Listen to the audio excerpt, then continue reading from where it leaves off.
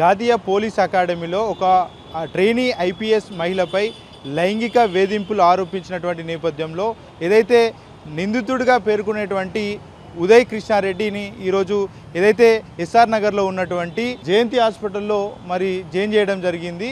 ఉదయ్ కృష్ణ ఈరోజు ఉదయం 9 గంటల ప్రాంతంలో మరి ఫైజన్ తీసుకున్నాడంటూ ఉదయ్ కృష్ణకు సంబంధించినటువంటి కుటుంబ సభ్యులు ఈ హాస్పిటల్లో చేర్పించారు. ఈ నేపథ్యంలో ఉదయ్ కృష్ణ ఉదయం వరకు కూడా మరి భారీగా మద్యం తాగినట్టు కూడా మరి ఇక్కడ ఉన్నటువంటి డాక్టర్లు చెప్తా ఉన్నారు. మరోపక్క చూసుకుంటే ఉదయ్ కృష్ణకు సంబంధించి నిన్నటి నుంచి కూడా చాలా వరకు మానసికంగా చాలా వరకు కూడా ఇబ్బంది పడుతూ ఉన్నటువంటి పరిస్థితి ఎదుర్కొందంటూ కూడా కుటుంబ సభ్యులు చెప్తా ఉన్నారు. మరోపక్క ఏదైతే ఆయన ఫైజన్ తీసుకునే కంటే ముందట ఆయన యొక్క సోషల్ మీడియా అకౌంట్స్లో నేను ఎలాంటి తప్పు చేయలేదు, నా మీద కావాలని కొంతమంది ఆరోపణలు చేస్తూ ఉన్నారు, మీడియాలో కూడా తప్పుడు కథనాలు రాస్తూ ఉన్నారు, ఒకసారి సరి చూసుకోండి, న్యాయం నా వైపే ఉందంటూ కూడా ఆయన సోషల్ మీడియాలో మరి స్టోరీ పెట్టడం జరిగింది.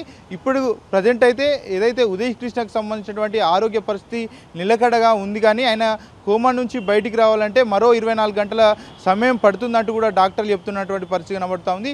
ఏదేమైనా కూడా ఉదయ్ కృష్ణ ఒక మహిళా ట్రైనీ అధికారిని మానసికంగాను లైంగికంగాను వేధించినట్టు కూడా మరి సదరు మహిళ ఇప్పటికే పోలీస్ స్టేషన్లో కేసు నమోదు చేసినటువంటి పరిస్థితి కనబడుతూ ఉంది.